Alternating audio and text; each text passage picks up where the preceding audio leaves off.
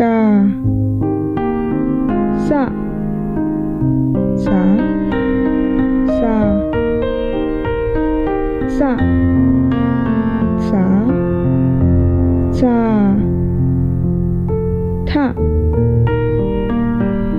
Welcome to the Insight Myanmar podcast. Before we get into today's show, I wanted to let you know that we have a lot more written and video content on our website. If you haven't visited it yet, we invite you to take a look at www.insightmyanmar.org. In addition to complete information about all of our past podcasts, there's also a variety of blogs, books, and videos to check out, and you can sign up for our regular newsletter as well. But for now, enjoy what follows, and remember, sharing is caring.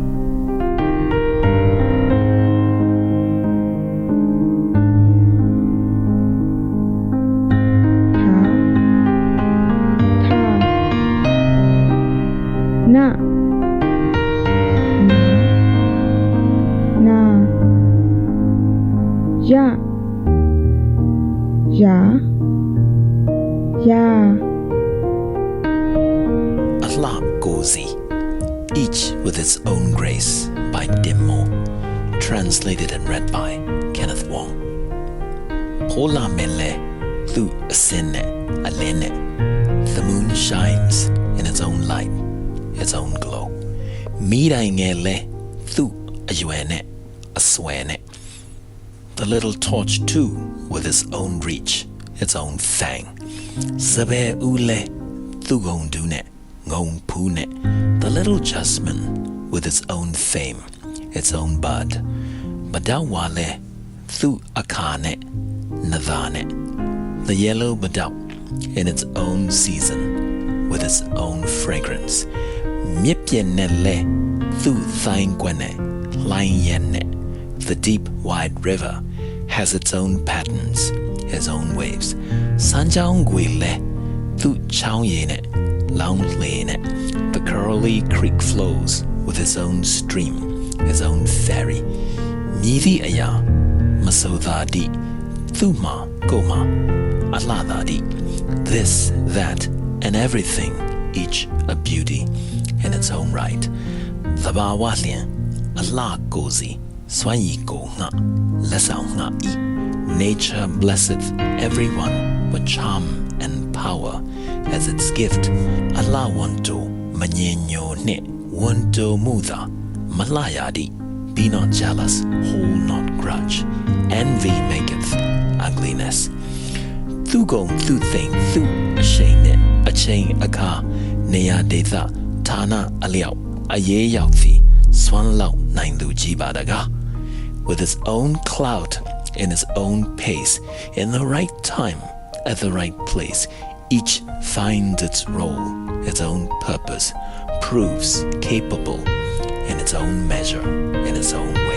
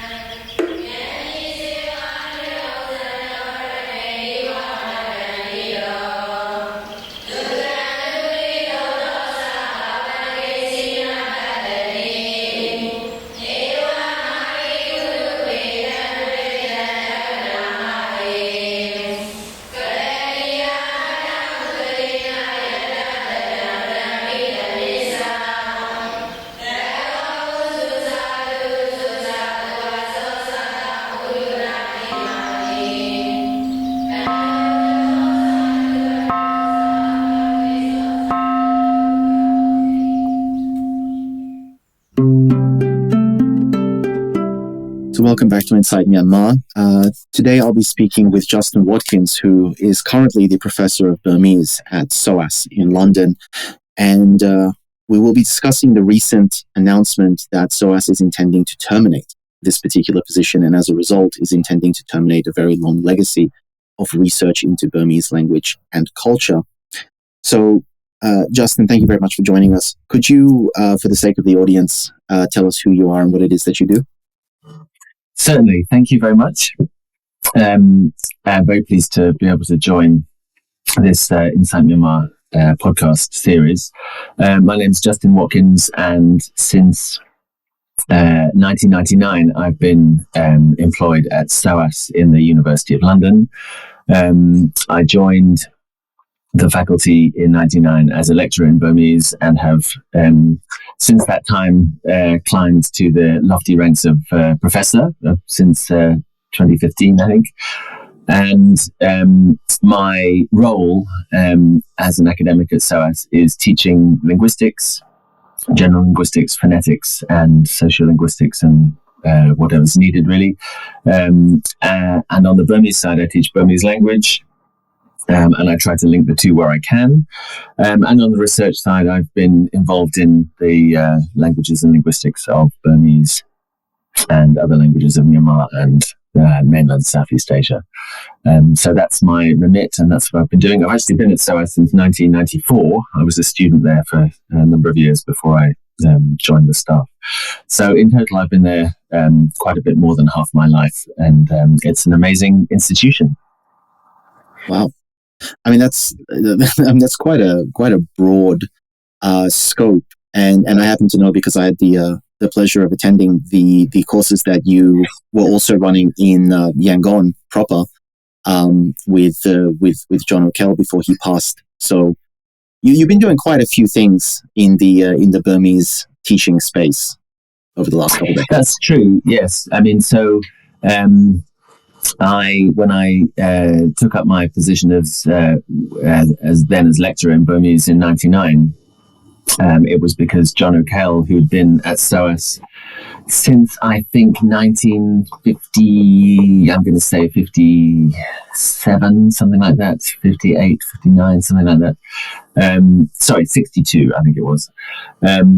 So he'd been there a very, very long time, and I was lucky enough to have been doing a PhD on a topic which related to Myanmar, and for which I've been learning Burmese in part, and to have finished that PhD in the year 1999 when he retired. And at that time, it was compulsory. There was compulsory retirement at the age of 65. And incidentally, John had to campaign very hard at the time for his post to be replaced upon his retirement. And fortunately it was. So it sets a positive precedent for something we'll be talking about later. But yes, once he retired, he decided that he wasn't done teaching Burmese. He decided very graciously to step away and leave me to make my own mark at SOAS. But in the meantime, he started running a series of short, intensive Burmese language courses, initially in Chiang Mai, which I think started in the year 2000, thereabouts. I'm not sure exactly. And he ran those for a few years, and they were popular. And in, I think it was 2008, we had a plan encouraged very much by a former Burmese language trainee of ours, who was in position as second secretary at the British Embassy in Yangon. So for every few years, a British diplomat would turn up to be trained to an advanced level in Burmese. And we get to know them extremely well because we spend many, many, many hours with them. And in this case, she encouraged us to start running together a Burmese language course in Yangon along the same model, using the same model as the courses in Chiang Mai that John had started running. And John had always said that he wouldn't teach Burmese in Burma because that was for Burmese people to do, taking coals to Newcastle. I don't know if you are familiar with that expression, or teaching your grandmother to suck eggs.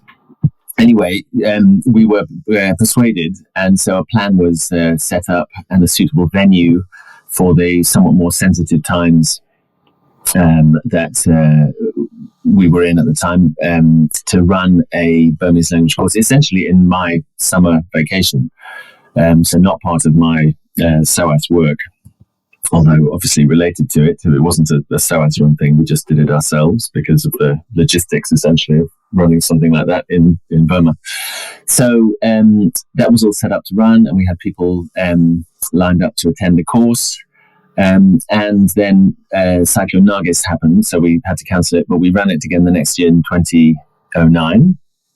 And the format was a 2-week course, so 10 teaching days, and for each learner, essentially 20 hours of tuition from beginner level to advanced level. So we had, I think, 6 or 7 classes, depending on the format from year to year.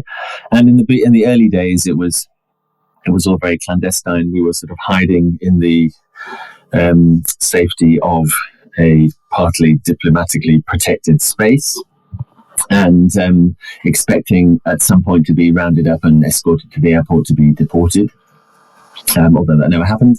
And yes, just slightly nervous of what we were doing. But our confidence, and indeed the numbers of people taking the course, grew over the years. And by 2014, 2015, we would regularly have 100, 120 people signing up, and it would become a sort of annual Burmese language fest, and a great opportunity for us to meet people who are motivated to learn Burmese, and for them to meet each other. So a good sort of networking opportunity, people from commerce, from academia, from diplomacy, from NGOs, from the development world, and lots of other things besides, people with whatever sort of connection or interest in the Burmese language. So we ran these courses very successfully until COVID hit. So the last one we ran in Yangon was in 2019, and in 2020 we ran it online, and that very unfortunately coincided with John O'Kell becoming very, very ill and having to leave the course halfway through. But fortunately, we knew he was not well at the time, so we'd made contingency plans. So the course ran fine, and then very short. That was in June, I think, 2020, and then poor John's life ended on the 2nd of August 2020. So he was very lucky to be working until very close to the end, until his tragic but very peaceful death in 2020. So that's what we were doing outside of SOAS with Burmese, which of course attracted a lot of attention to who we were and why we were interested and motivated, interested in teaching Burmese, and indeed where we did it the rest of the time. And so yes, that brings us to the very long tradition of Burmese learning and Burmese teaching and Burmese language scholarship and lexicography and all sorts of other things that have been running unbroken at SOAS since 1917 or 1917. Yeah, the first lecturer in Burmese was appointed in 1917 when SOAS, which stands for the School of Oriental and African Studies, was in fact the School of Oriental Studies. The African was added later, and it was in a different location in Finsbury Square, in sort of near the City of London. And from that time, it was really a series of Indian civil service retirees, so former colonial administrators who in their retirement would come back to London and teach the Burmese language, partly to prepare their successors, to train their successors in Burmese to go and administer what was then the British colonial administration in Burma. So those were the early years of Burmese teaching at London. But there were also teachers it was interesting to note, in Kachin and Karen and Shan and a number of other bigger regional languages spoken in Burma that were also taught to colonial administrators in preparation for their for their work in the. So that's part of the history. Oh, and so I think it is kind of important for us to address this because, as you say, SOAS was founded. I mean, even the name, like Oriental Studies, it's not great. So it was founded very clearly as a tool of continuing British colonial, skill. In a very small sense, we could be generous and say, well, at the very least, the British did care enough to try and learn the local language and culture when they administered a foreign nation. But nevertheless, it's not great. So how has SOAS evolved from the early 1900s to the modern day in terms of what it teaches and how it teaches it? Yes, in answer to that question, I think the word we can have a separate podcast one day on the word Oriental and the shifting of meaning. I imagine that at the time, again, separating out the name of the institution from its original purpose, Oriental at the time simply meant Asian, I guess. And I think at the time of the founding of the institution probably didn't have the connotations that word has now. And very deliberately, there was a sort of rebranding exercise, I guess, about 10, 12 years ago, where SOAS was formally named, rebranded as SOAS University of London without spelling out the words which SOAS stand for. The letters SOAS stand for. So we don't use the word Oriental in our branding, but the name of the institution and the brand is SOAS University of London. That was the decision that was taken, annoyingly without a comma in it. So actually, the institution gets referred to as SOAS University, and the London kind of gets left off. But the intention at the time was to link us to the University of London, which is a rather loose federal grouping of institutions which formally made up what was the University of London, of which SOAS is a part. And the acronym SOAS is the name that we're known by mostly. So that was one way of obscuring the word Oriental, I think. But of course, obscuring the word Oriental also obscures the word African. And there's been concern, particularly recently, that the African studies side of SOAS has been somewhat neglected at times. So there's a promising effort to try and revivify the Africa-focused parts of SOAS, which is great. But yes, we can make no bones about the fact that the institution was set up to train colonial administrators and officers and whatnot. And that I'm not going to make any comment on the awfulness of the British colonial project around the world. It is what it is, and SOAS was a part of that machine. But I think the transformation of SOAS into, actually to add to that, we still, until somewhat recently, have had, I guess, a continuous function of training diplomats. That's the same kind of role that SOAS plays. Although perhaps being a diplomat it's not really fair to draw a comparison between that and being part of a colonial project. There's a topic for discussion which we won't get into. But the point being that in the last few decades, at any rate, SOAS has transformed itself into an institution which focuses on within academia on social sciences and humanities and arts and humanities, I guess, and that's our academic focus. So we are slightly unusual. We're a very small university.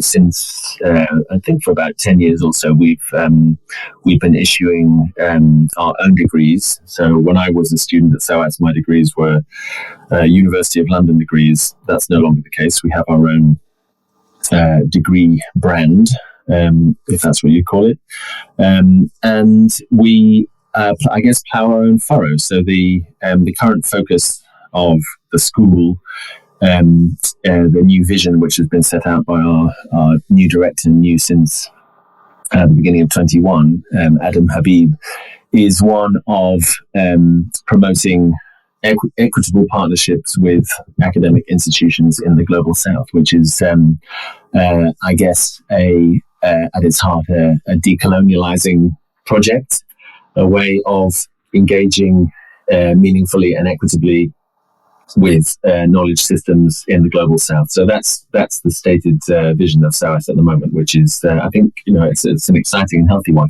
The devil is in the detail. Interacting with institutions and academics in the global south is logistically not a simple activity to set up.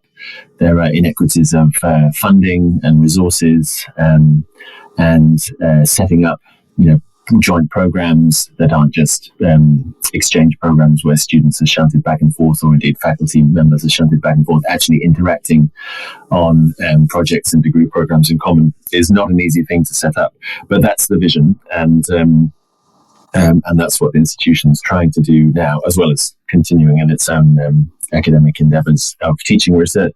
And I think the direction now is for SOAS to become more of an intense, research-intensive institution.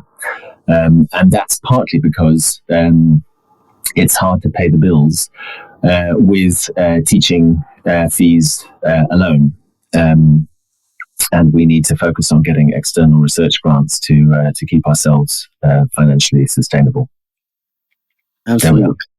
And I think it's an important point to raise. Obviously, we want to focus on SOAS here, but I think in academia in general, definitely throughout the English-speaking world, especially in countries where you don't have an emphasis on private institutions, but rather on the sense of public or more or less public tertiary education institutions, there is this push to commercialize and to raise revenues, and whether that's foreign students who pay higher fees, whether that's increasing the number of students coming in, whether it's publish or perish, whether it's patent or perish.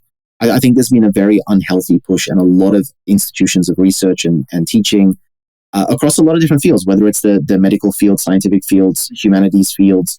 There have been a very aggressive push against academics, I think, to raise revenues instead of focusing on quality work and collaboration and cooperation between academics and between institutions. So I think that's just an issue that we're facing in the entirety of Western academia right now. I don't know whether you'd agree with that, but that's the impression that I've been getting. Well, I think we have to be careful not to blame the institutions themselves for the environment in which they operate. So certainly in the UK, it is the case that the introduction of the changing of the financing of higher education in the UK has changed. There's been a lot of change over the past 15 years.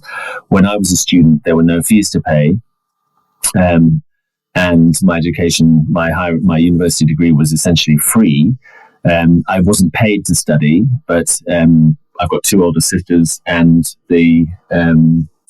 my oldest sister was indeed given a grant to study, and all students were given a grant automatically to study, I think, and that's only going back, I guess, until back to the early 80s.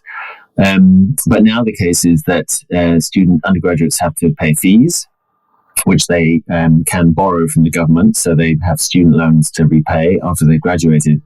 And the amount of fees that universities can charge is capped by the government for students from the UK, and until before Brexit, the EU also.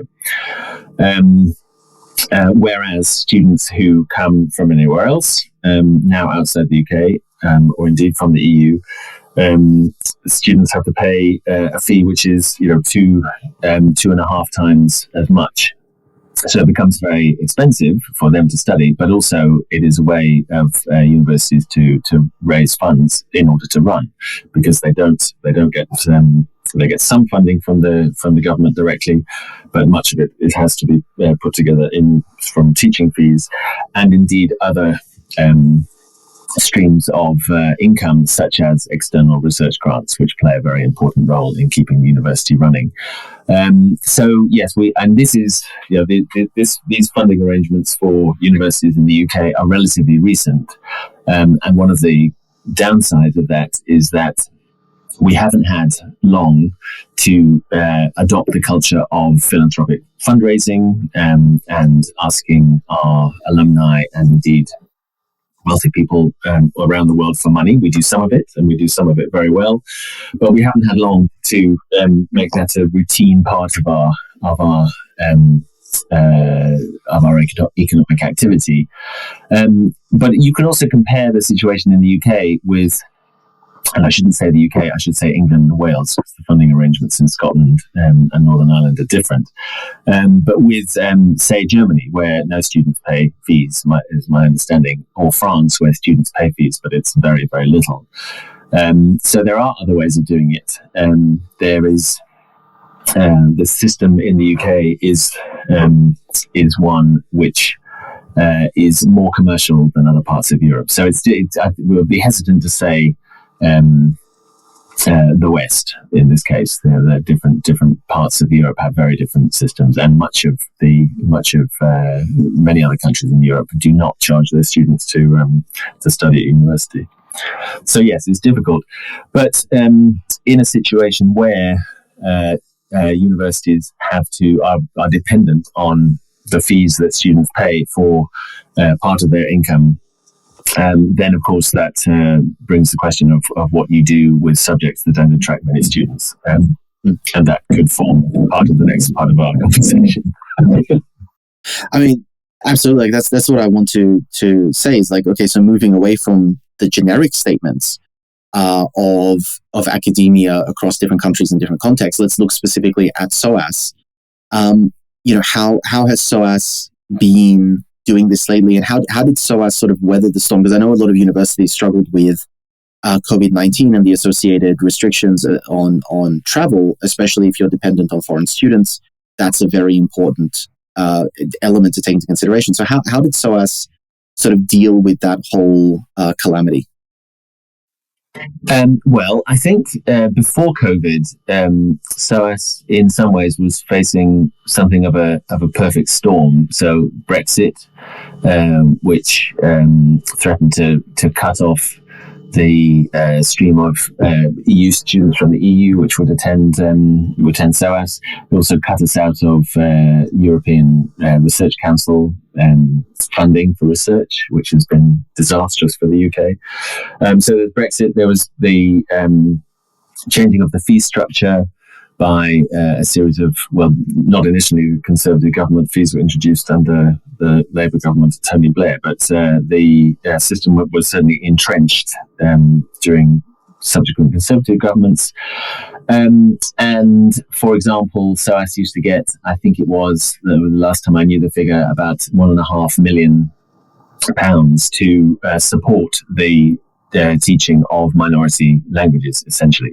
So SOAS has traditionally taught a very large number of languages, some of which attract large numbers of students, like Arabic, Chinese, Japanese, Korean, and then perhaps in the second tier languages like Swahili and Persian and a few others. And then at the other end of the scale, there are the languages that have never attracted students in large numbers, so languages like Burmese, or Thai, or Amharic, or Georgian, or Tibetan, those sorts of languages which have much smaller classes. And so there was central government funding available to underwrite the teaching of those smaller languages, so that they could continue. Otherwise, in the new system, they were going to be not viable. And then little by little, that funding was sliced away until it was no longer present. And for a while, I won't get into the details of the various restructurings that have happened at SOAS, but for a while there was a very conscious cross-subsidy from the profit-making parts of SOAS to the loss-making parts of SOAS, which were essentially the language teaching parts, because language teaching is of lots of languages that don't attract large numbers of students can't be done profitably. So that cross-subsidy was part of the financial structuring of SOAS for a while. And then I guess what happened around when COVID hit, but not because of COVID, actually, it was just happened to coincide with COVID. In 2020, SOAS went into something of a financial meltdown. So for a number of reasons, the finances of the school were unhealthy, and it all came to a head. And I'm not going to get into the details of that, partly because I don't know all of them, and I had no hand in dealing with the situation. But while we were all confined in our houses dealing with COVID and learning how to interact on Zooms and Teams and all the rest of it, SOAS went into an intense period of cutting costs. And that meant introducing schemes of cutting the wage bill by inviting people to take voluntary severance or to retire slightly early or to go part-time in some cases, and to consolidate degree programs into amalgamated programs that would attract more students. A building was sold. I think none of this is secret. I don't think I'm giving away anything that's not in the public domain. It was a difficult time, and SOAS clearly had to take urgent action, or the university was going to be closed down by the authorities for not being able to pay its bills. And that was a very serious situation, which was averted. It was very stressful. It was very traumatizing. Many staff, both on the academic side and on the administrative side, of long-standing were gone. And as part of all of that situation rather, at the end of the summer in 2020, I was told that my position was, I was at risk of redundancy. My position was at risk of being cut, which came as a horrible shock. I had at the time been at SOAS as a member of staff for 21 years. And I'm not really sure why my position was chosen. It may have been because at the time I had no externally funded grant projects running, and that's in part because I'd become a parent a couple of years before and had been on research leave. I've been on parental leave rather. Who knows? But anyway, that they clearly decided they needed to cut a post to save some money, and mine was the one that was chosen.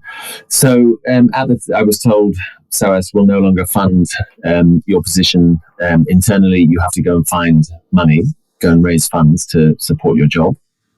So I tried to do that, and I set up a fundraising plan with the Burmese billionaire associated with Yoma Group. So again, raising funds from within Myanmar is not something I tried to do before, and obviously there's quite a lot of money sloshing around in Myanmar that has unsavory sources, so money that SOAS wouldn't have been able to accept as a donation. But we did find people who were willing to help and whose funds were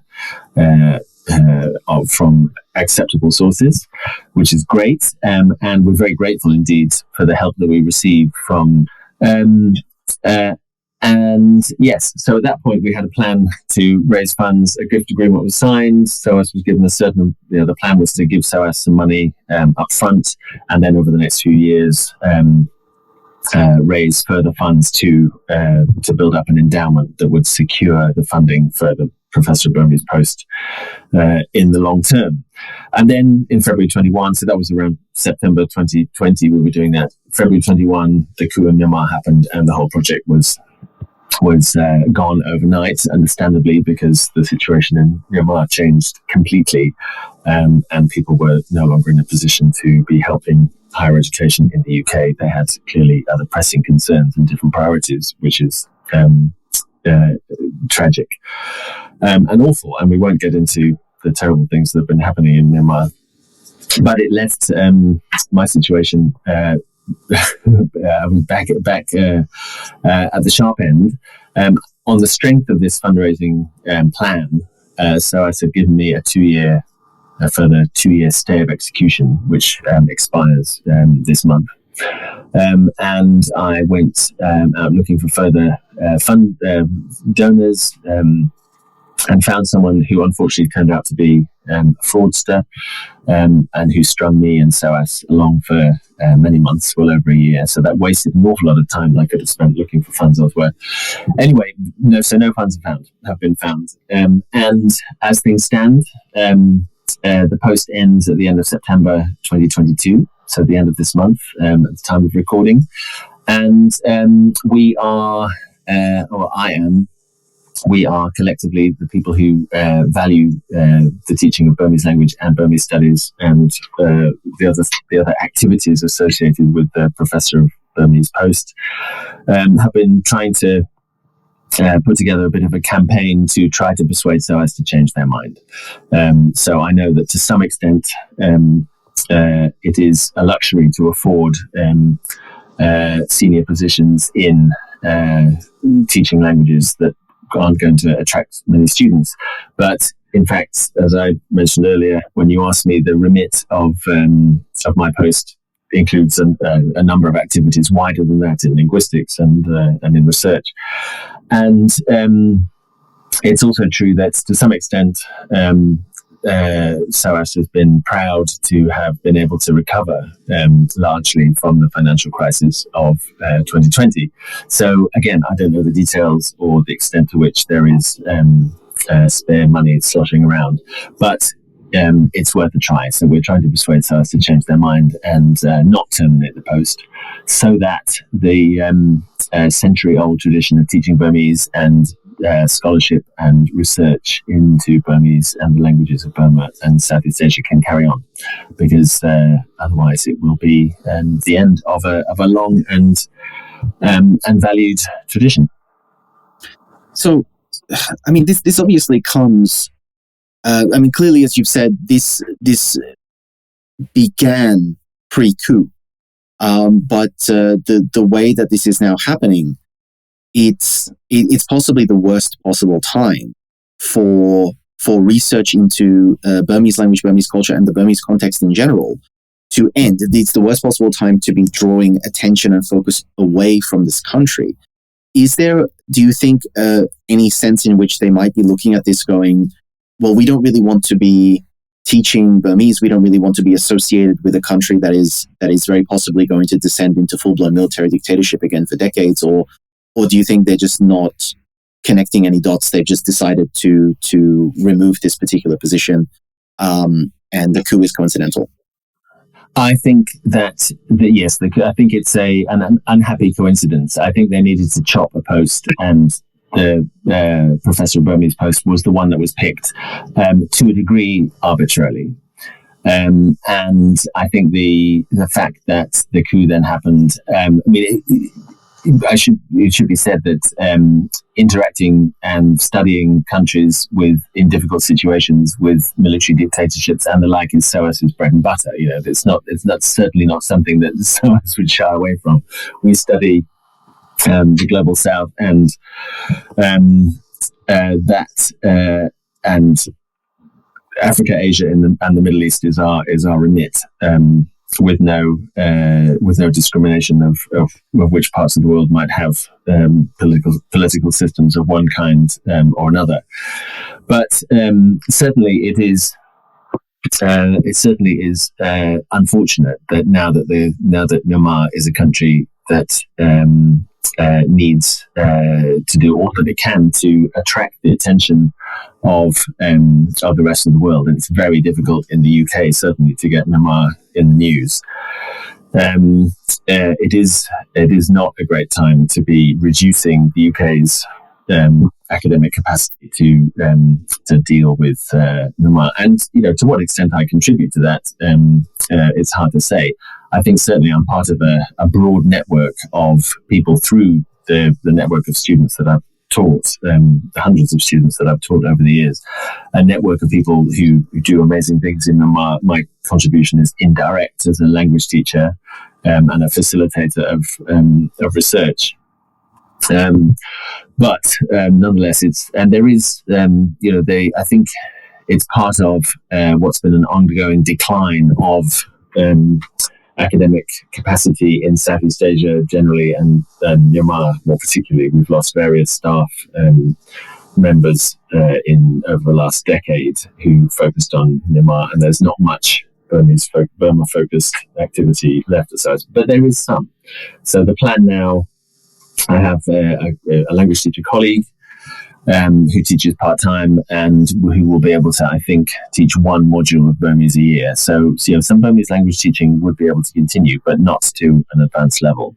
and that's a matter of great regret. And this is part of a general thinning down of the language teaching capacity in quite a lot of the languages that SOAS teach that attract smaller numbers. So cases, as I understand it, be impossible to study beyond the second year, whereas previously it would have been possible to study 2 years of a language at SOAS, possibly do a year abroad in a place that speaks that language, and then a further year, a further final year. So 4 years in total, which enabled us to get our students in Burmese and lots of other languages to a really impressive level of ability. So that's sort of already happened, and so Burmese hasn't necessarily been cut completely, but it's certainly been reduced to a tiny sliver of what was formerly available. And I think this is like an important point, because we can argue, and a lot of people might say, well, what's the point really? Why do we have Burmese? Because the Burmese people already speak Burmese. They don't need to understand Burmese language and Burmese culture. They already have it. And if you're, for example, a Thai person, well, why would you fly to London to do that? Like SOAS, one would presume, is overwhelmingly serving a Western audience who have no really easy way to access education services that are being provided in Africa or in Asia proper. And so the obvious question is, like, what is the significance of the work, the research, and the teaching that institutions like SOAS do, even if they are focusing on a Western audience? Like, what is the positive impact of this? Well, I think it's first to say that SOAS's student body isn't particularly Western. And if I cast my mind back to the classrooms of students learning Burmese over the past 20 years, many of them are from other parts of the world, from Southeast Asia, from China, from Japan. And I think one of the things that SOAS can do is offer degree programs both at the undergraduate and postgraduate level in subjects which are attractive and interesting, which enables students to learn a discipline such as economics, development studies, law, politics, some discipline of some kind, alongside specialization in a language and perhaps a region.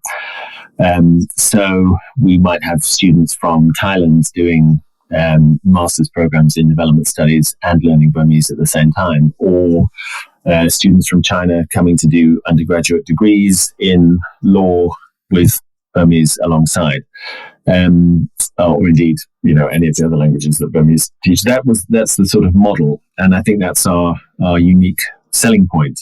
And of course, it's an opportunity for people from non-English speaking parts of the world to do a degree program in English, which has its own benefits. So I think that's the attraction of the UK, of London, that the teaching and learning all happens in English, which is of value.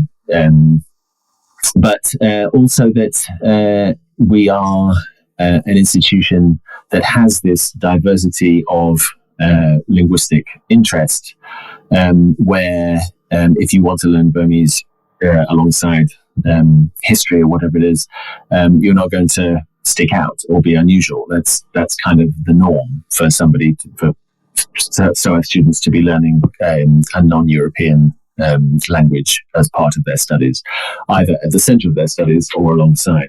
So many possibilities, and it's very sad to see the diminishing of that ability to study so many languages to an advanced level. But that was one of the consequences of the cuts that were made in 2020. Fair enough.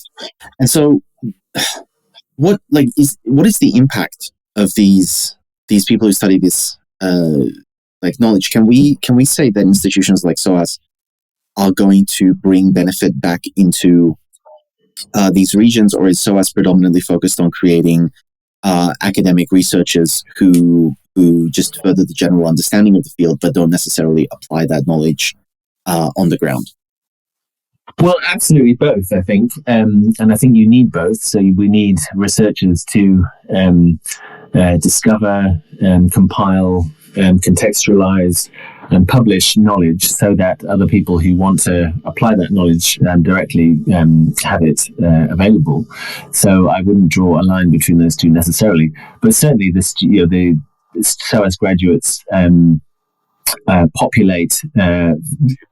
Perhaps stereotypically populate NGOs who do good stuff. I mean, that's very, I'm not going to get into the complex relationship between NGOs and development and whether they do good or not, but organizations of all kinds that are on the ground doing things of value in places like Myanmar are populated by people like SOAS graduates. And if those people have an ability to operate in the Burmese context, in using the Burmese language, then so much the better.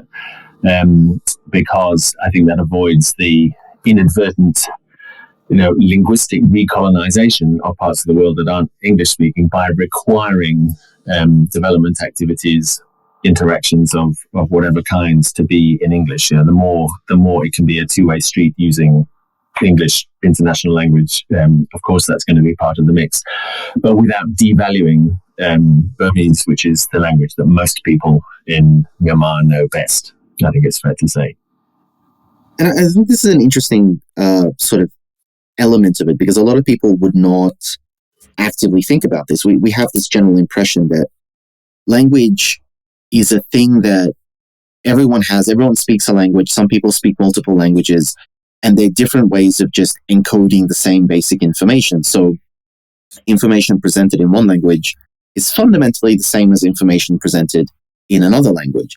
So particularly from a monolingual perspective, there would be a general belief that which language something is being done in and which languages it has to be translated through do not have a significant impact on the overall effort and the ability of different groups of people to cooperate. So I'm wondering if you can shine a little bit of light on just why it's important to understand the difference between operating in let's say, a major lingua franca versus operating in a local community language when you're trying to engage with a specific population. I think that's an excellent question, and I could talk for a very, very long time about it. But I think, so one thing I'd say is that there is a sort of expectation now that as any sort of self-respecting language with any status of any kind should be out there with a number of established resources like Google Translate and online dictionaries and online learning resources and that sort of stuff. And that's where you see that languages like Burmese are at the back of the queue.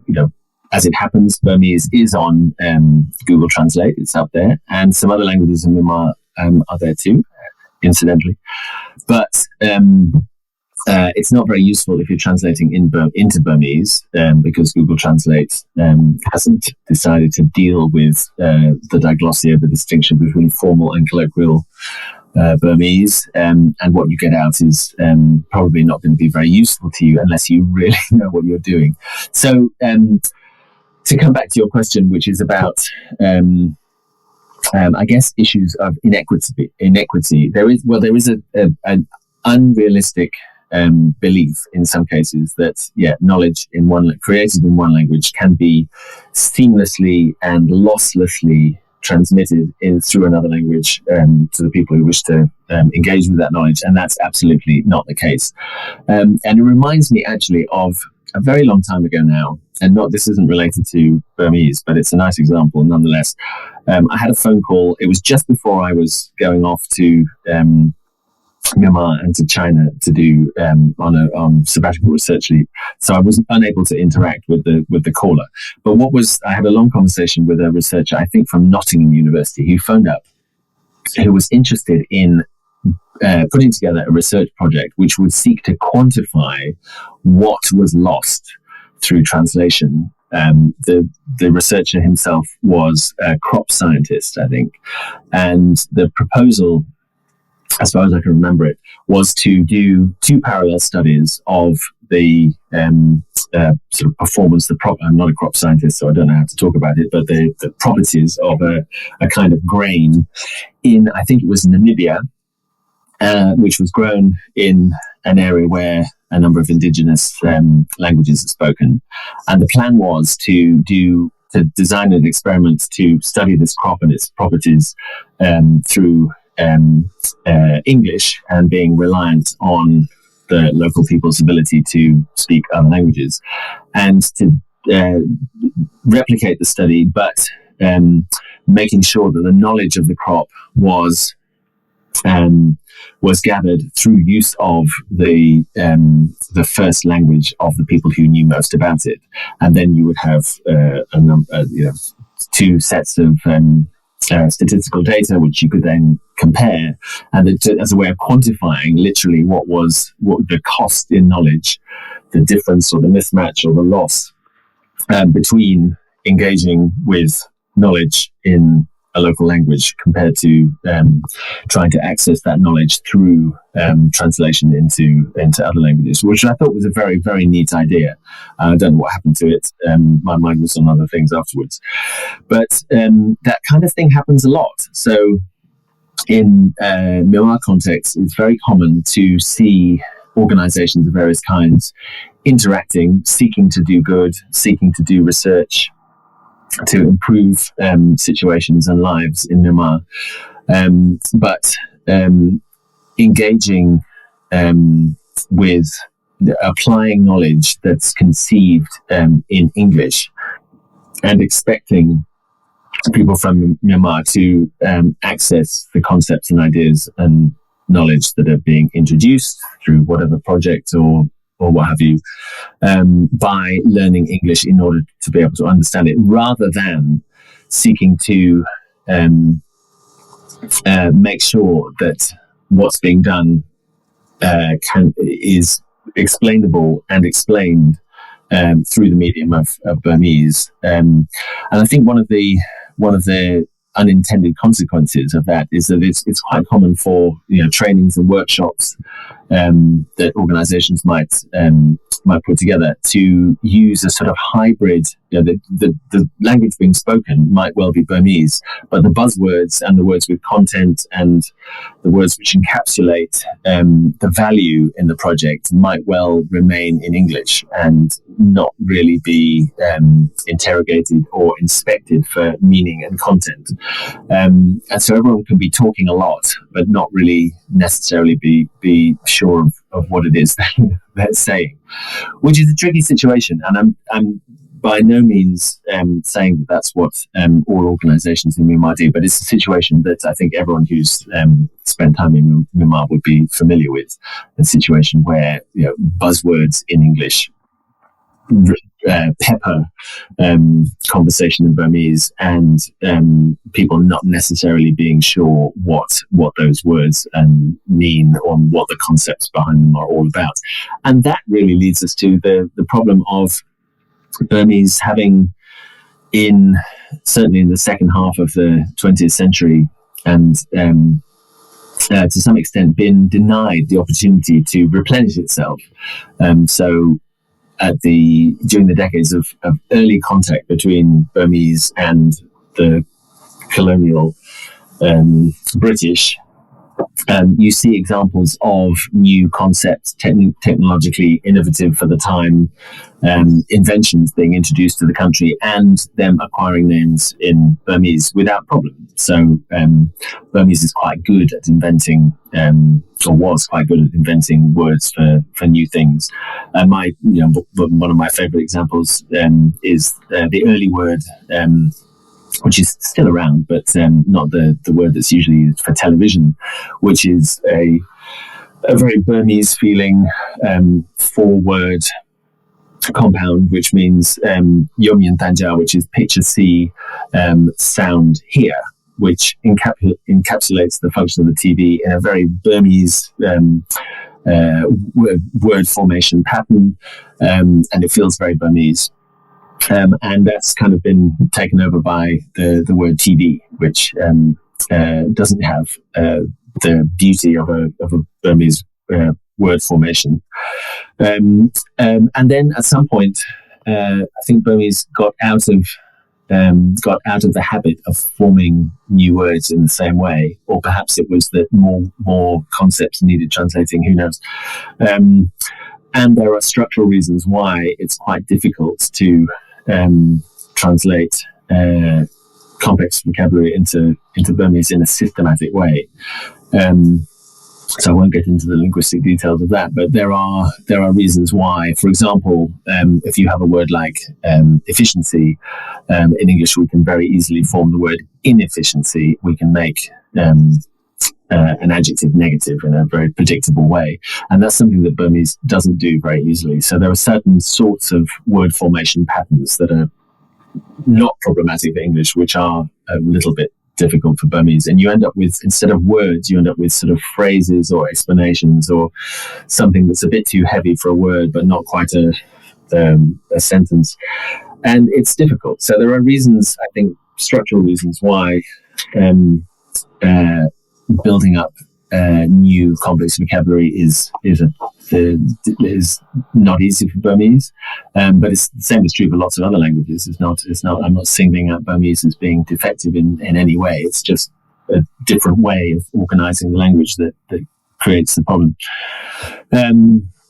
So where are we? I think we're in a situation where, in order to avoid the further erosion of the ability of Burmese to perform in the 21st century as a full, big language with, let's say, around 60 million speakers. There's nothing minority or lightweight about Burmese as a language.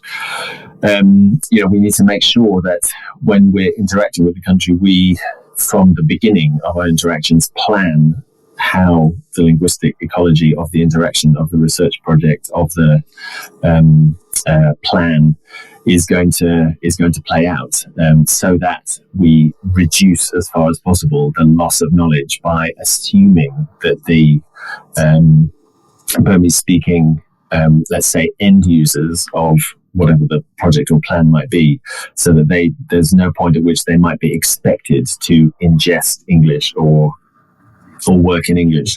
I think, more language is better than one, and I'm not saying that we should stop people in Myanmar from learning English. Of course we shouldn't. It's a useful language. But we also need to remember that Myanmar isn't an English-speaking country in the same way that some of its neighbouring countries with similar colonial histories, like Singapore and Malaysia, principally, which became countries where English is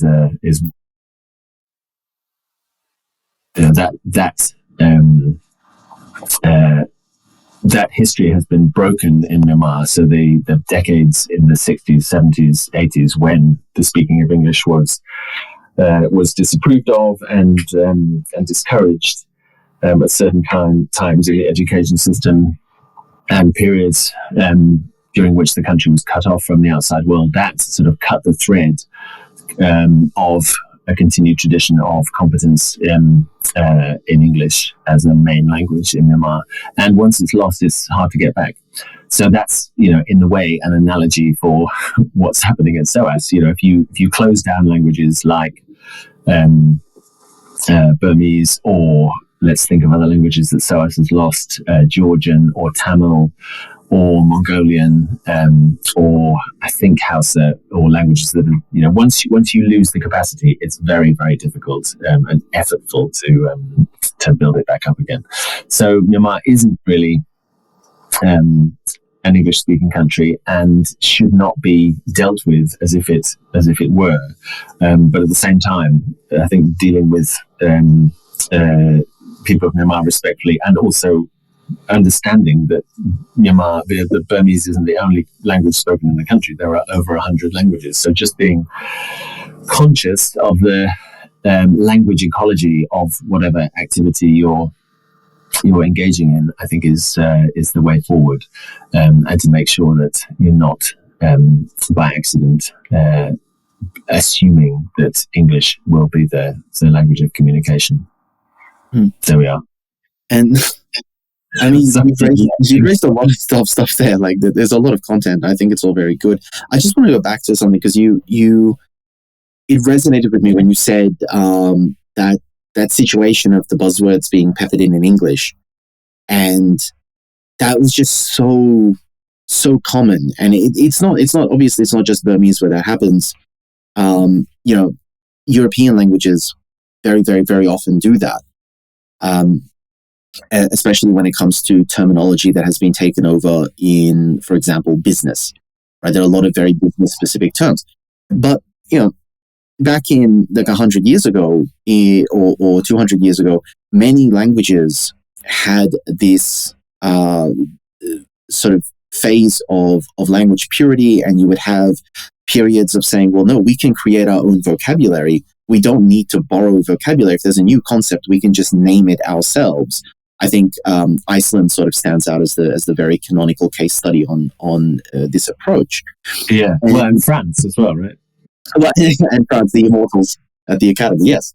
Although I refuse to change the way that I spell the word onion, I will continue to spell it with an I, and I don't care what the Academy has to say about that. That's my hill, and I'm going to die on it. But that notwithstanding,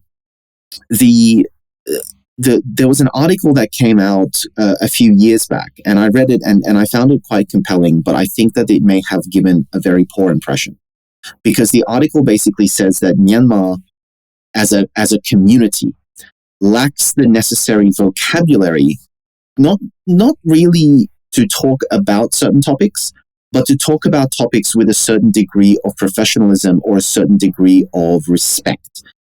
Cases that were brought up included sexual health. And it was saying, well, they don't really have vocabulary that is clinical and medical and technical to deal with sexual organs and things like this. And and I do take that on board. And again, it's not unique to Burmese. There are a great number of languages where we find that the terms that we use for these things we've inherited from hundreds of years ago. And if we literally examine the origin of the word, we would say, oh God, like that's not reflective of what we believe as a society today. It's just a hangover from an earlier period. But the impression being given here, and the impression that's being reinforced by seeing so many English buzzwords peppering Burmese, is that Burmese as a language is incapable of handling a lot of the very high order, very complicated notions of an ever-changing, developed world and developed context, and that as a result, English is simply needed. It is necessary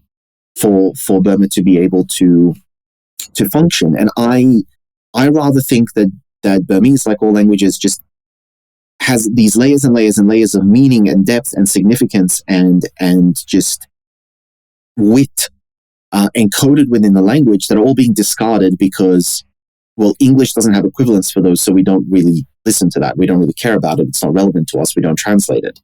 And then when there's something that exists in English that we want to translate to Burmese, and the Burmese say, well, we don't have a word for that, we think, well, this language is defective. So I'm wondering, what's your take on that whole thing? What's my take on that? Well, so I think, first of all, a close examination with examples on the sorts of phenomena that we're talking about would be much more interesting with some Burmese speakers in the discussion. So I'm hesitant to sort of comment on Burmese in detail without the participation of some Burmese speakers. However, I've obviously got an opinion because I'm an academic and I have an opinion. My opinion is that I think, and I think I alluded to before, I think that the Burmese has just got out of the habit of replenishing itself.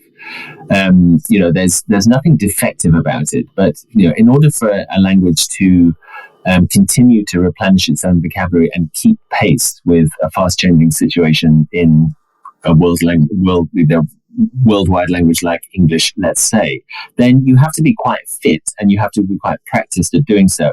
And if we look at, for example, Chinese, so Chinese absolutely keeps pace with the development of concepts and the need for new vocabulary and stuff linguistically, and is in no way dependent on English. And that is one of the incredible strengths of Chinese, that it can on its own terms, using its own linguistic structures and vocabulary coining conventions and traditions, Chinese is able to develop as much new vocabulary as it likes, because it's always done so.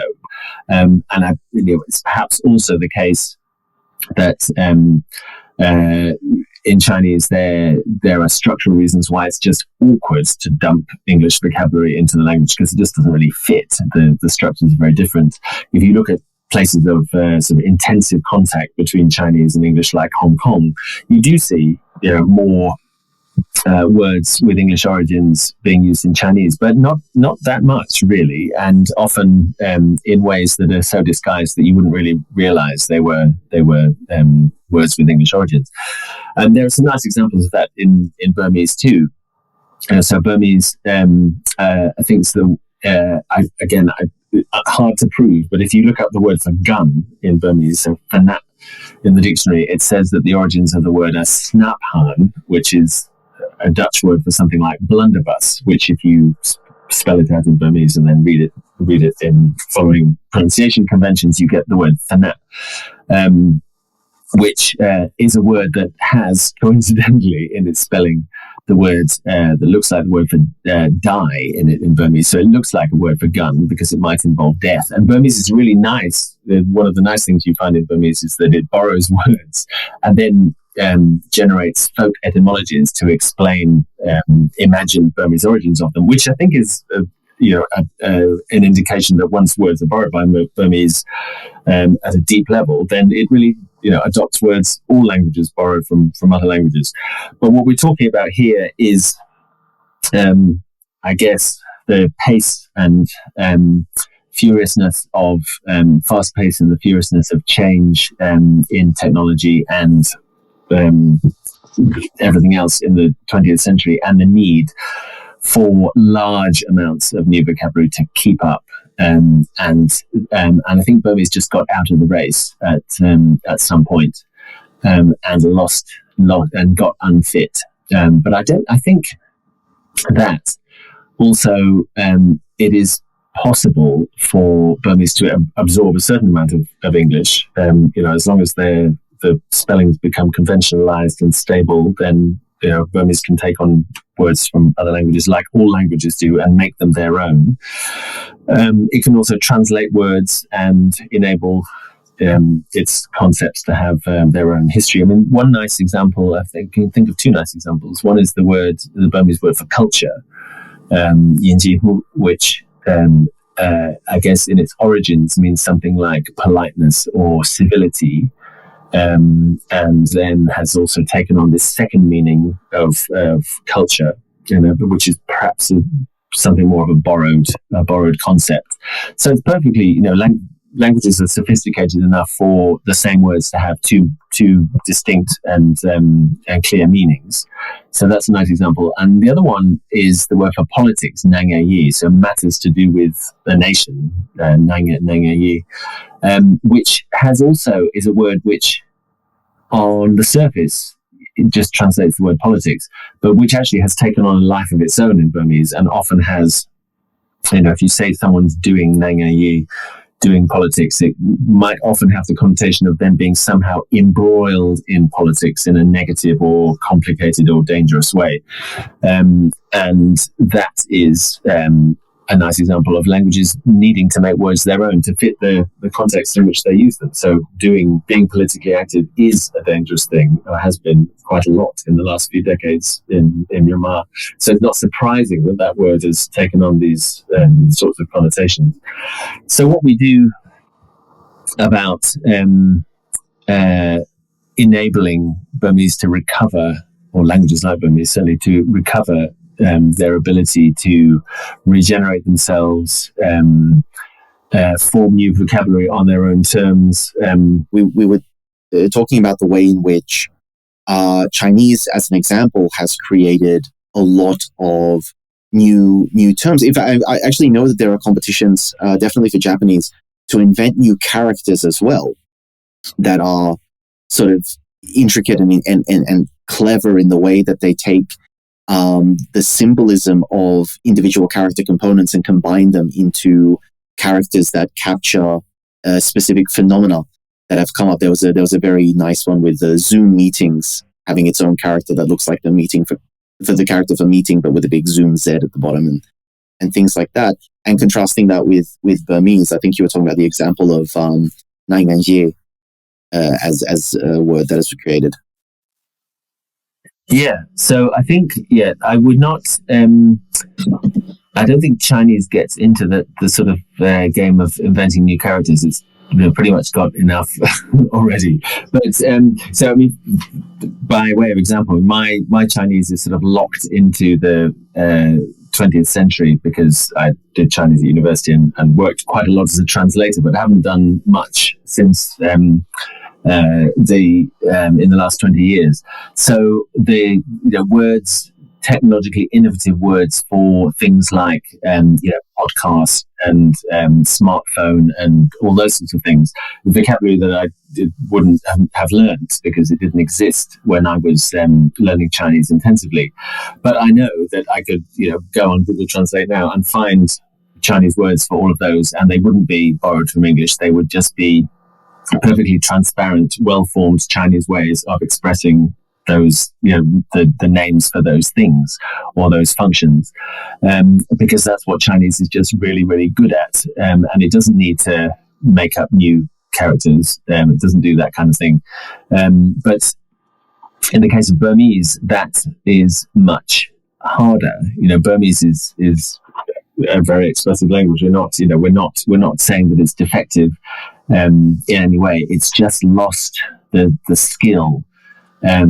It's got out of practice at forming on its own terms, using its own patterns and its own structures, words, large amounts of words for new things.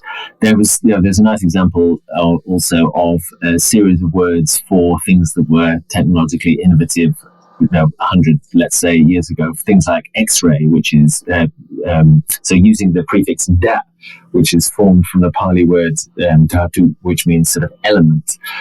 And so a dat picture is a photograph, a dat glass is an X-ray, a dat lump is a battery, a dat flat thing is an LP, a record, an audio record.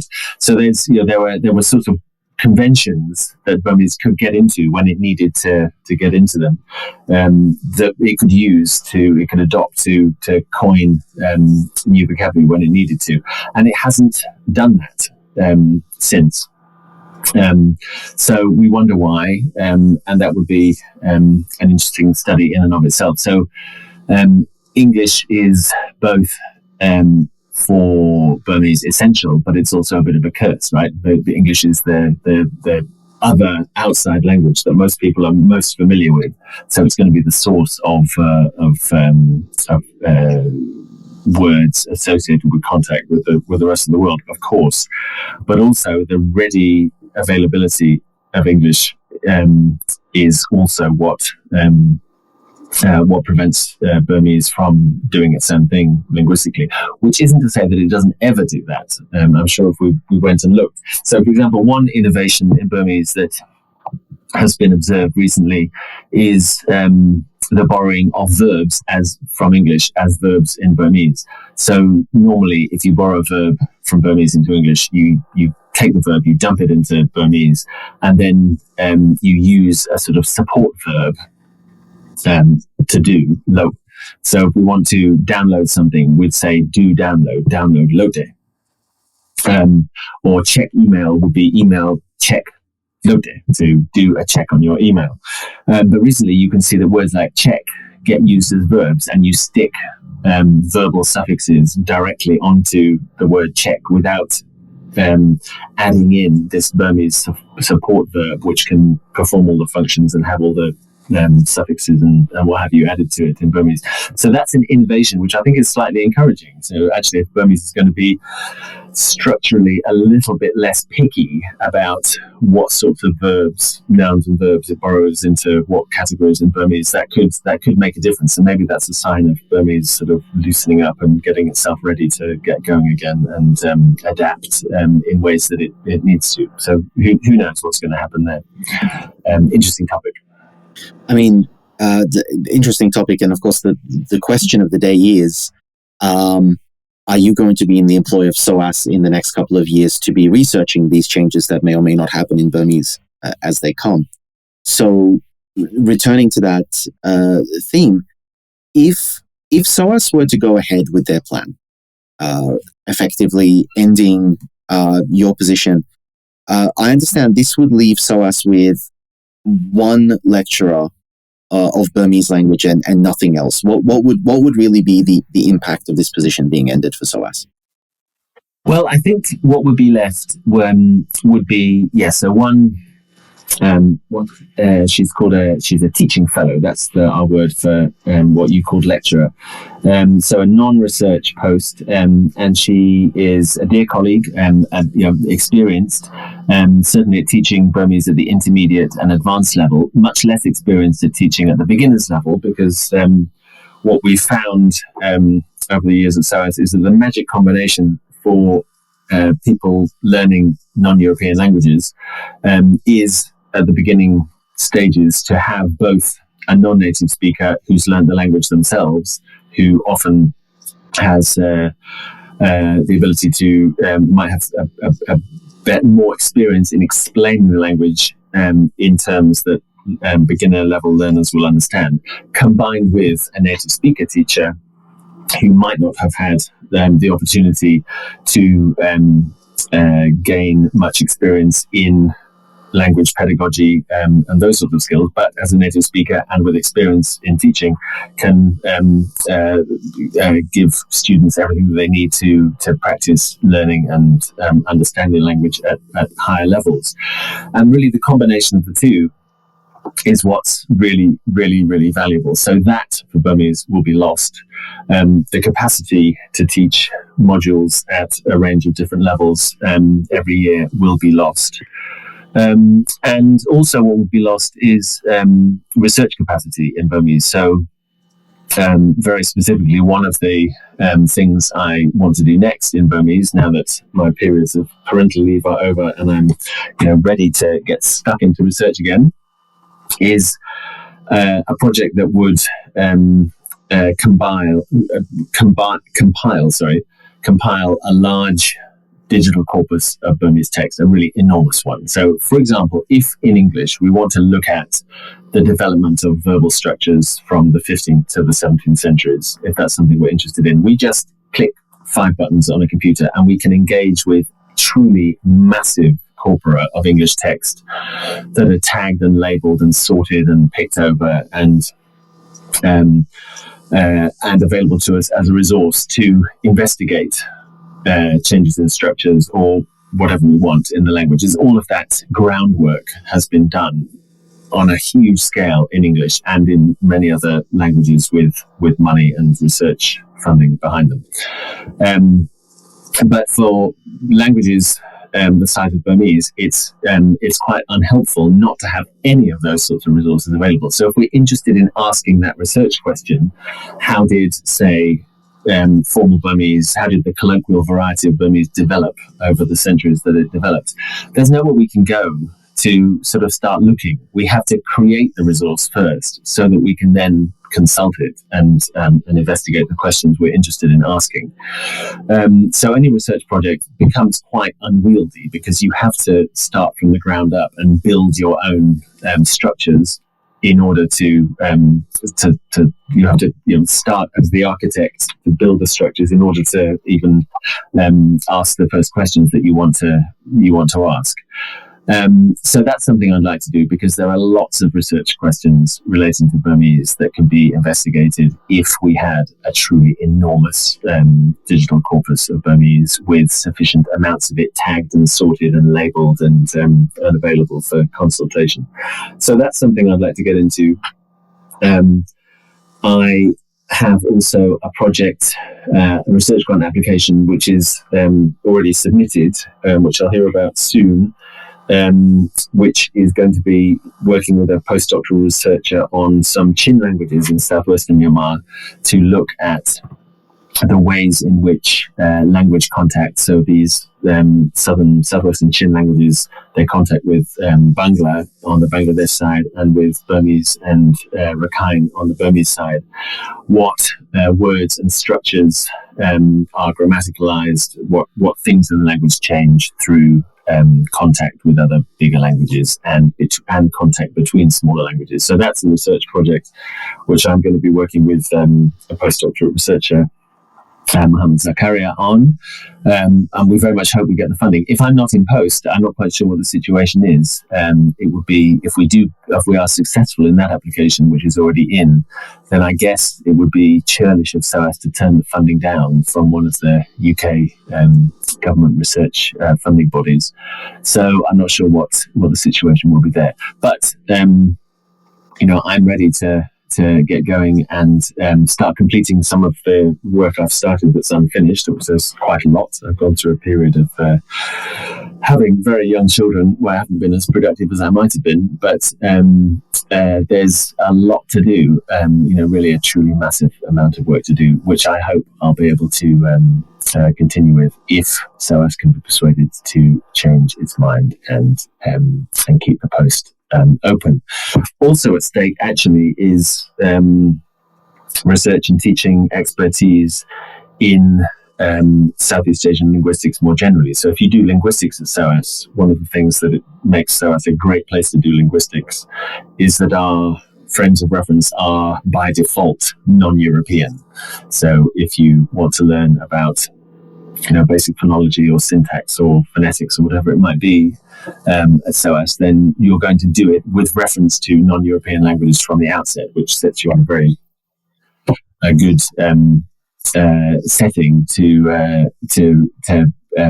understand linguistic diversity around the world without being in the early phases confined to a small set of European languages. So that's a really good thing about linguistics at SOAS.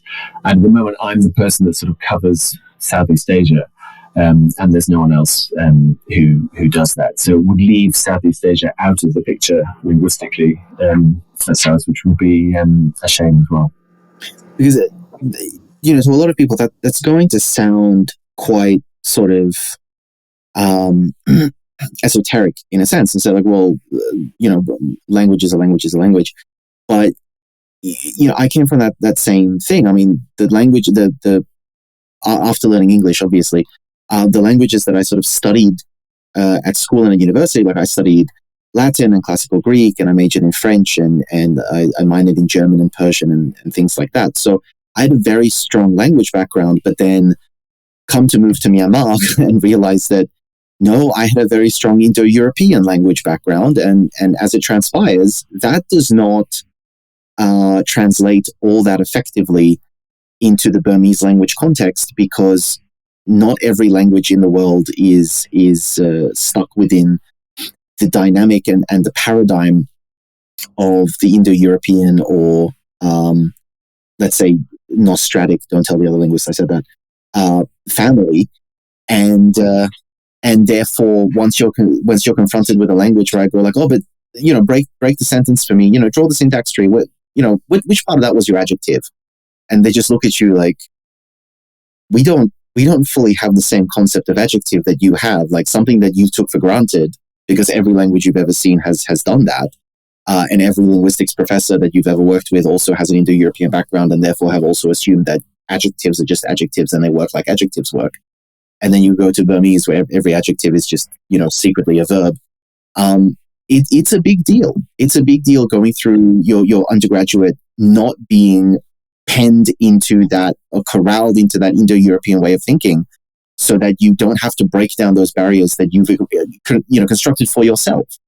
It's a really big deal.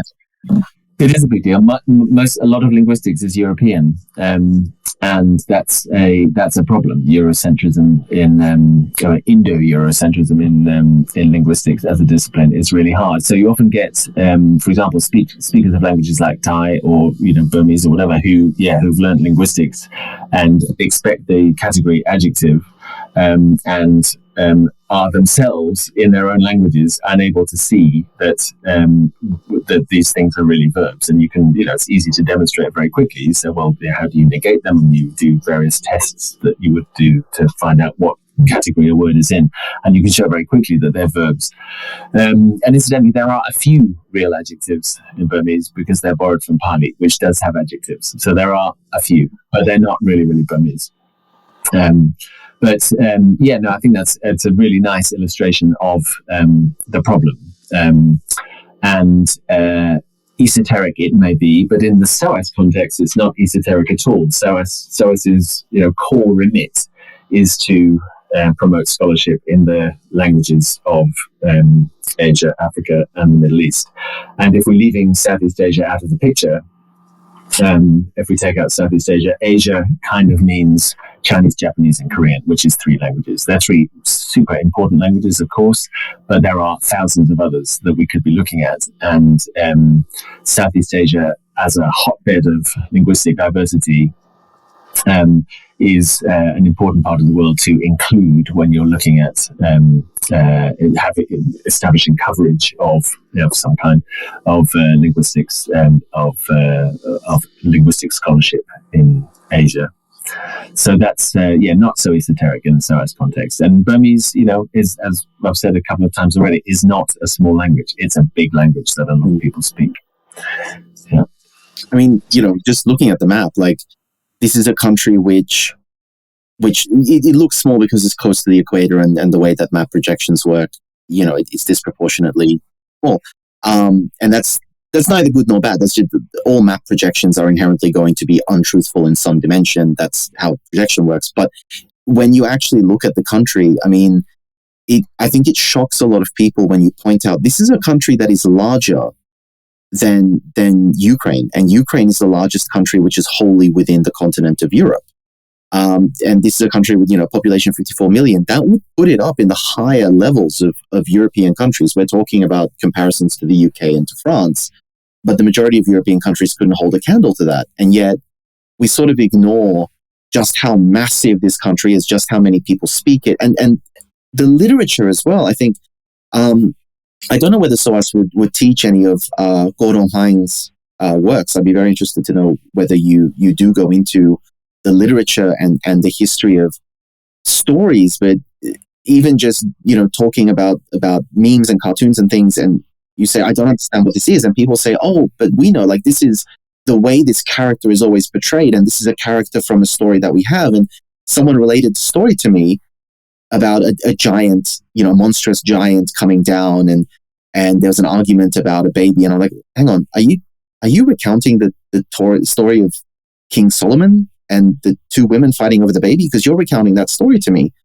only to discover the Burmese have their own version of that story that traveled eastward. I mean, that was a revelation to me, to know how narratives have moved and changed, and this isn't, the Burmese didn't just come out of a dark age of not knowing what writing is before the white man, I mean, they have this. I mean, Burmese has been has a continuous history as a language for quite a few centuries longer than English, and a literary tradition which is rich and long and interesting.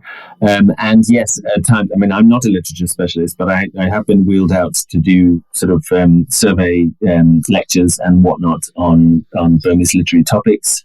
And we do attract the odd PhD student in Burmese literature, which is fantastic. And we can cater for them. London is a great place to study Burmese literature because of the library resources available. So that's definitely a plus.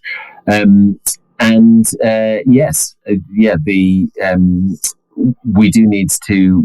SOAS has strengths in Southeast Asian literatures in translation and Southeast Asian literatures in general, and Burmese is going to be lost largely from that, which is a shame.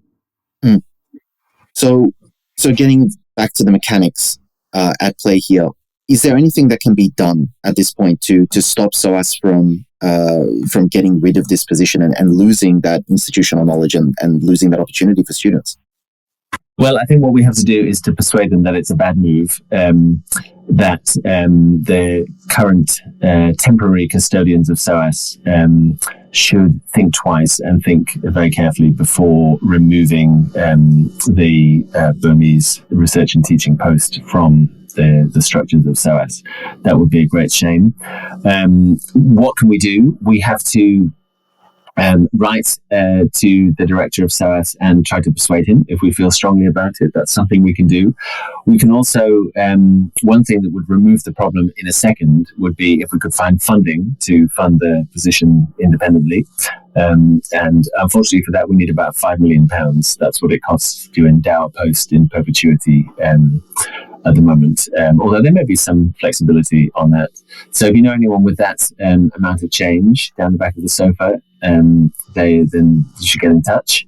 But of course, it's difficult to fundraise for higher education in a rich Western country when Myanmar is in such a dire situation and in such need of funding. So there is an ethical problem there too. People who wish to do good for Myanmar may well wish to spend their money on other things with different priorities. But, it's a big world and there are, there's a lot of money around. So it doesn't have to be a zero-sum game. It doesn't have to be either or.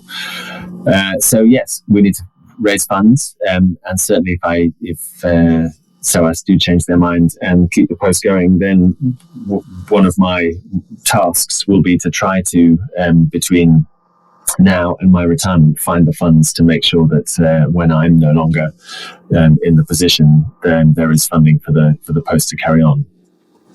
Because if what we value is the longevity and the permanence of this post, then points of vulnerability will come up again in the future for sure. So we need to try to solve those. So those are some things we can do. There's also been a very successful petition that colleagues at the Australian National University initiated. And in the space of about a week and a couple of days, we managed to get a total of 1,049 signatures. And that's been submitted to the authorities, the powers that be at SOAS, I think yesterday. So we cross our fingers and hope that the strength of opinion represented by that petition will have some effect. I have no idea, and I'll, of course, keep you posted on any developments. But it's been very encouraging to see the strength of opinion and the levels of support for Burmese at SOAS around the world as part of organising that petition. It's been good. There is definitely room for hope, I think, but who knows? We cross our fingers. Absolutely. And I think we've made a case reasonably strongly for why SOAS should reconsider and what SOAS can really do. Unfortunately, I don't have £5 million, £5 million, even worse in this exchange rate. But I think this is absolutely something that should be funded and should be funded in perpetuity, and if anything, expanded as well. As Myanmar opens up, this is another thing. If we looked back at the Ne Win period and everything up to the pseudo-democratic period post sort of 2010, Myanmar did have a very strong sort of isolationist policy, and even in the pseudo-democracy that followed, it opened up, but it didn't open up all that phenomenally. But towards the end of that NLD era, at least from my experience being a foreigner living there seemed to be a steady acceleration of tourists and backpackers who were coming through, and also expats who were working for foreign companies, or like I was teaching, working for a local school. It seemed to be expanding, and in order to make us useful to Myanmar society, logically, we should be able to learn to speak the language and understand the culture and interact with the people on their terms in their country, as is fair and appropriate. And so if anything, the direction Myanmar was headed meant that there was a greater need for education on Myanmar language and culture, not a need to pull back and say, well, we've already done the job and Myanmar's opening up and everything's fine now. It's like, it seems absolutely counterintuitive. So hopefully that there will be something. If SOAS does go ahead with this, though, do you know of any other institution that is performing this type of function anywhere outside of Myanmar itself, teaching Burmese language and culture to people? Well, I mean, there are a few institutions around the world. I mean, when we're talking about SOAS, we're talking about learning the language in an academic context, right? And there are other universities around the world that do that. So in Japan and in, where else? In Korea. There are some places in China, Thailand. Also in North America, there's 3 or 4 universities that have stable or reasonably stable Burmese. And then in Europe, there's INACO in Paris that has Burmese, and there is Burmese at Humboldt in Berlin, and a couple of other places, but not that stably, I don't think, in Germany. And Russia too has, I think, managed to keep Burmese just about in Moscow, and may have just lost it in St. Petersburg with the recent death of Rudi Janssen, which is a great shame. So we don't know. There are a few places that do it. If it's a matter of Burmese language learning, Burmese language teaching outside an academic context, then yes, there are plenty of opportunities out there. And whether or not the Professor of Burmese post at SOAS continues, then part of my remit, I think, is to be involved in making sure that people who want to learn Burmese can do so, online in an accessible way, in a way that makes the most of their aspirations, and gives them the best opportunities to learn the language to as high a level as they want. So that those projects will continue one way or the other, I hope. But of course, keeping things going in the university is the best way of underwriting that scholarship with in the context of a stable university is the best way forward. So that's what we hope for, and we cross our fingers. So I think we've covered a lot of these bases, and I think we've really made the point that this education is intrinsically valuable. Whether or not it's economically profitable, it has intrinsic value. And it sort of reminds me of the Burmese idiom, which I probably mangled the pronunciation of, but knowledge is a treasure that cannot be stolen. And I think there is a lot in that. And I do think back to that idiom quite frequently, because I think these institutions offer something that is intangible, but that changes lives and changes communities for the better decades after the education has been done. And losing the steam and the momentum and the internal knowledge is something that causes irreparable damage to an entire field, which deserves to be studied for its own sake and on its own merits, and things that deserve to be taught because they are intrinsically useful and are intrinsically valuable. But those are just my sort of feelings on the matter. But I hope that the audience members would also see the value in these things. That being said, I'd just like to invite you, as we always do on this podcast, to leave us with any thoughts that you may still have lingering, or give the audience something to mull over as they go on with their day. What should they mull over? I don't know. I think that SOAS is thinking of SOAS. It's a valuable and extraordinary institution with a complex and amazing history. And I think in times of vulnerability, we need to look after the weakest. And an institution like SOAS is, as we've seen, fragile.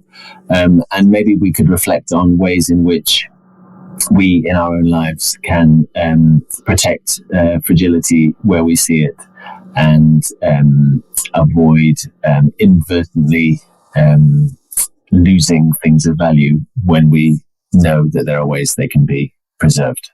There we are. succinct. So Justin Watkins, I'd like to thank you very much for sharing your insights with us today, and hopefully we'll have you on in other episodes to discuss deeper elements of Burmese language and culture. That would be my great pleasure. Thank you very much, Insight Myanmar. It's been great fun.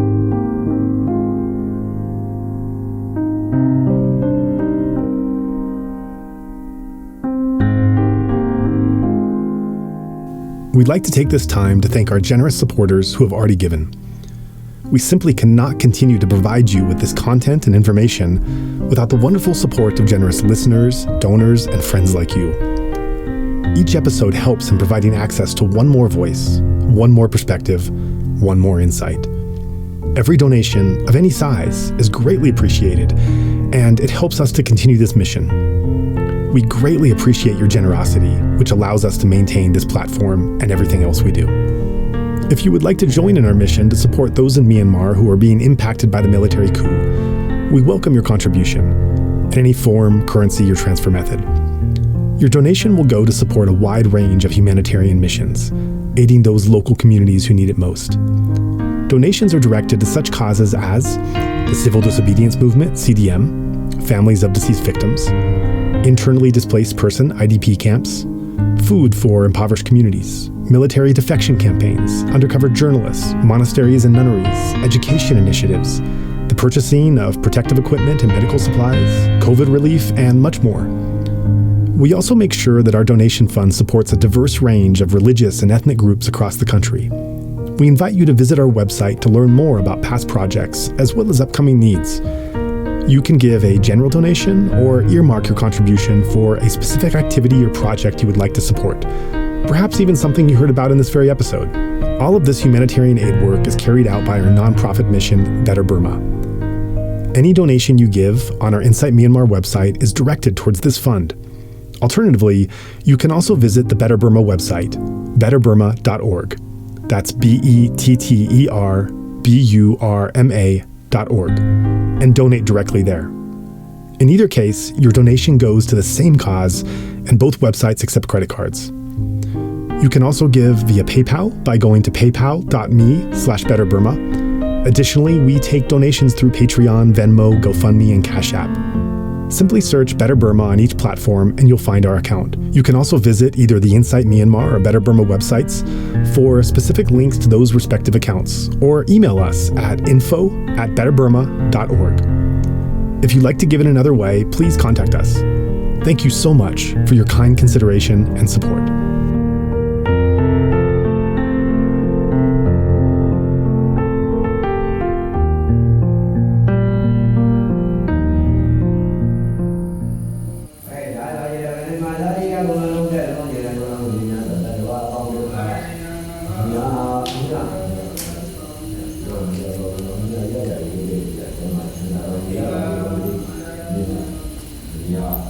Yeah.